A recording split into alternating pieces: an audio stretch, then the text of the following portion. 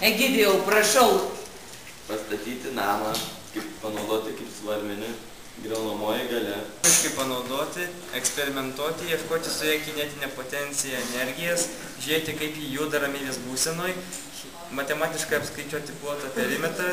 Kaip dovana, kaip interjero detalė, saveiginai, pakila, kaip stalo atmaina lygus paviršius, kaip muilinė ir kaip turinys, kai nėra ką įsidėti rankinį. Žaidžiant futbolą paskaityti vartus. O, labai gerai. Kas dar turite? Tai paskaitysiu, parduoti statybininkam, parduoti statybinių prekių parduotuviai, pasilikti ateičiai gal pravers, ją sutrupinti ir parduoti kaip švyrą, ją sutrupinti ir trupiniais išbarstyti polinius kelius. Na tai jau, reiškia, matote, kiek paprastai plytai galime sugalvoti naujų funkcijų. Reiškia, taip ir gyvenime. Tokios idėjos yra geros, visos yra svarbios.